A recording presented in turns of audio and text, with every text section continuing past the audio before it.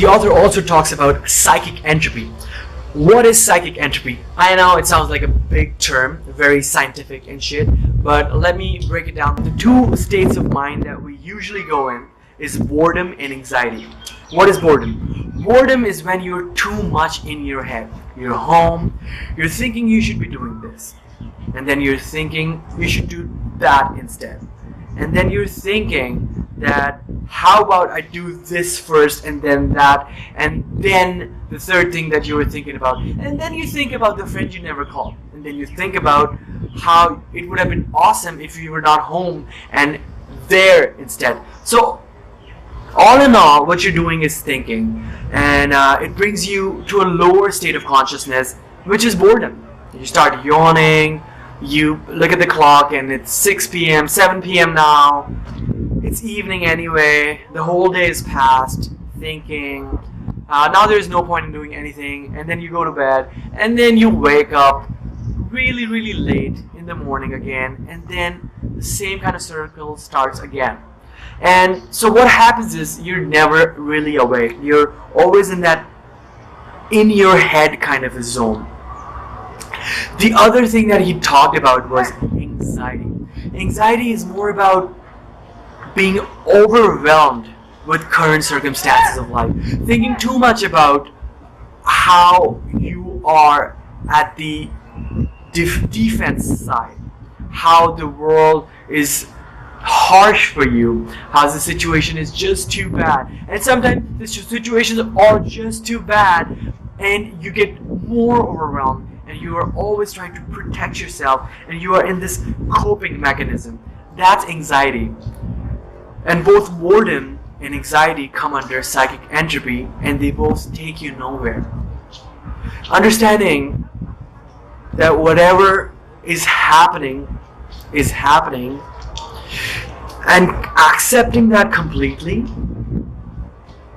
and being okay with it, and then taking action will bring you to a present moment. To come to that state of mind, it takes a little bit of practice. And if it is bugging to do that practice, and if you find that meditation is too boring, then how about involve yourself in an activity where there's a lot of action involved and your body is constantly moving. And if you find yourself in an activity that stops your thinking part of your brain, then that's the thing you should do more often. And do it so much that you're improving in it.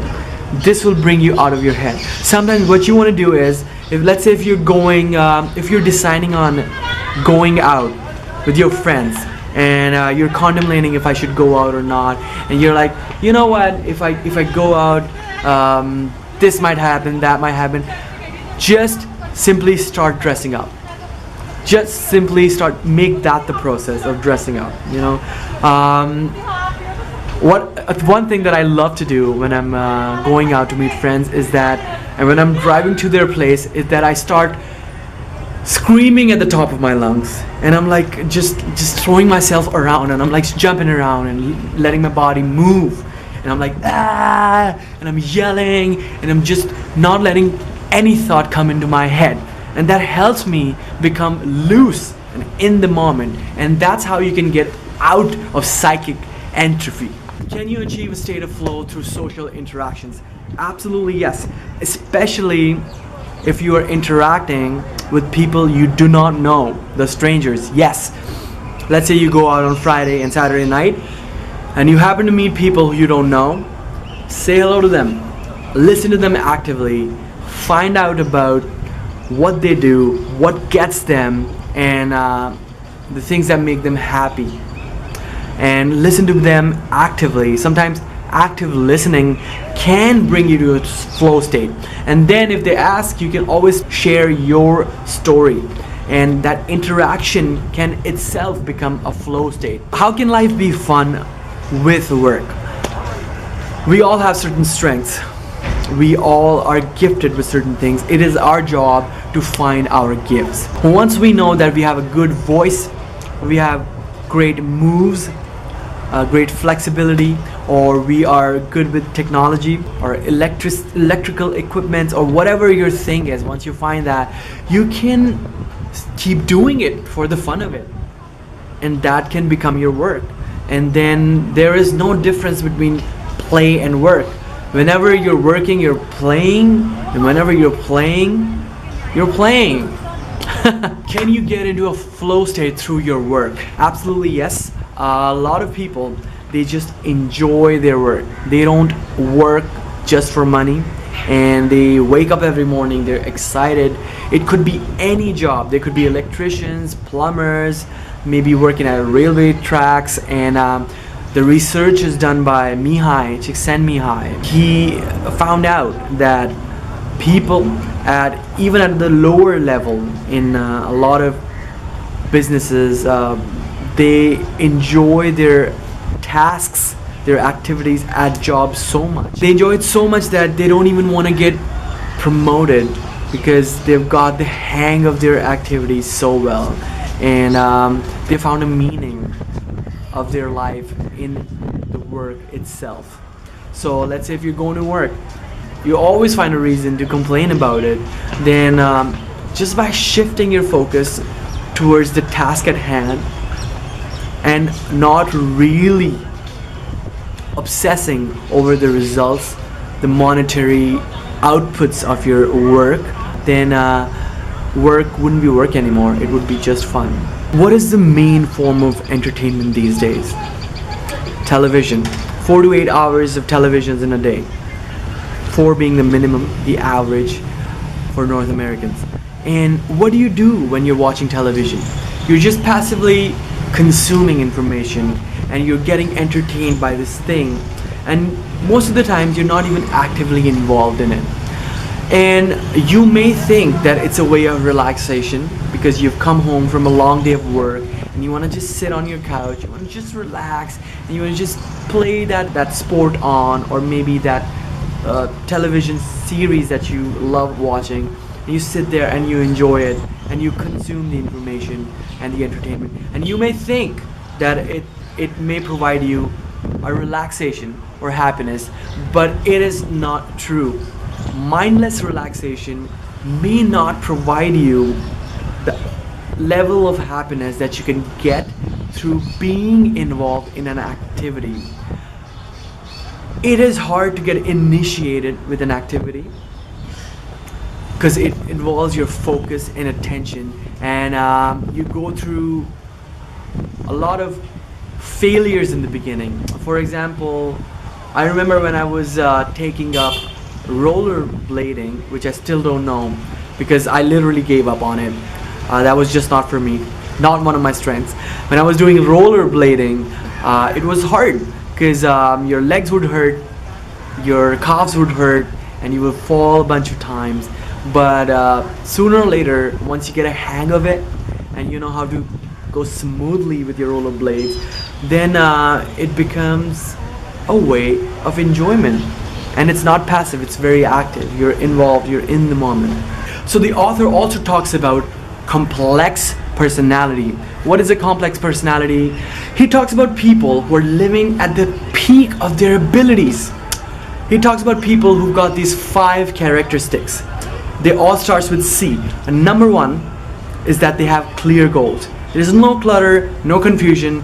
They know what they want exactly in life, and they're going towards it. And their goal is very well defined and clear. Number 2 is centered.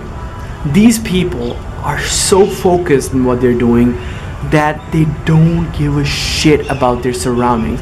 They're so present to the moment that they can completely zone the rest of the things out. They know when to pay attention to other things, and they know when to come back to the task at hand. Number 3 characteristic of a complex personality is choice. These people who have complex personality, they choose to do exactly what they want to do. They don't have to do anything, but they want to do it. They know that they could be a dancer. They know that they could be a singer. They know that they could be an engineer, but they chose to be a mechanic because they love fixing cars. So that's choice. Number fourth characteristics of a complex personality is challenge. Complex personality type people always like to be challenged. They always want to bring the game up. They get there, they're satisfied, and then they aim higher. And they achieve that, and then they aim higher, and keeps going on and on and on, and they keep living at the peak of their abilities. And number fifth is commitment. Complex people are very committed to their work. Nothing comes in their way. They're just focused and they're going. It doesn't matter if it is raining, it doesn't matter if it is storming. They say that winners do what they have to do, whether they feel like it or not. By grade 6, a lot of kids learn boredom. They have started to learn kind of despise life, and that only grows with time. Why is that?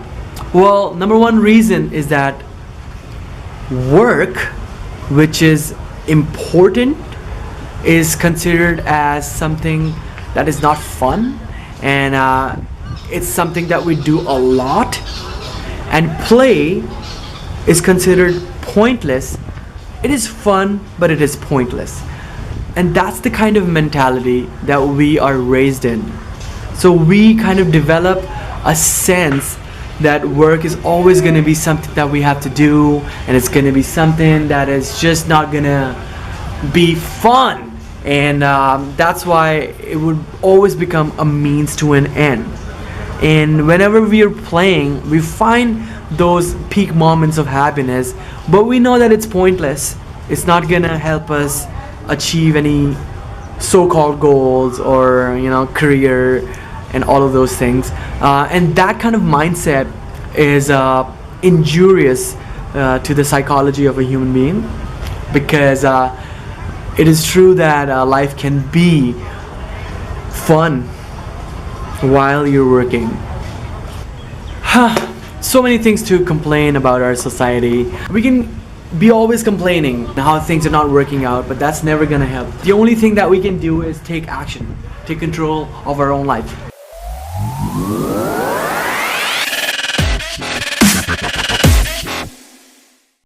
Yang.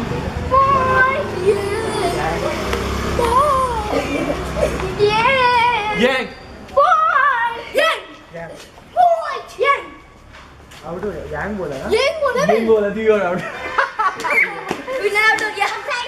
The best part right now is that he's jumping around, and that means he's in a flow state. He's jumping, he's in a flow. Okay, let's go.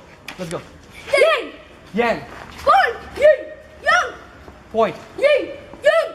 Point. Point. Yang. Yang. Point. Yang. Point. Point. Yang. Yang. Point. Point. Yang. Yang. Point. Point. Yang. Point. Yang. Point. Point. Yang. Point. Yang. Point. Yang. Point. Yang. Point. Yang. Yang. Point. Yang. Yang. Point. Point. Yang. Point.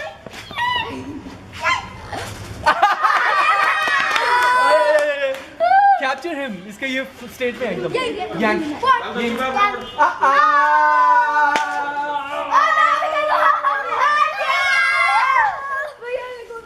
Real winner. Real winner.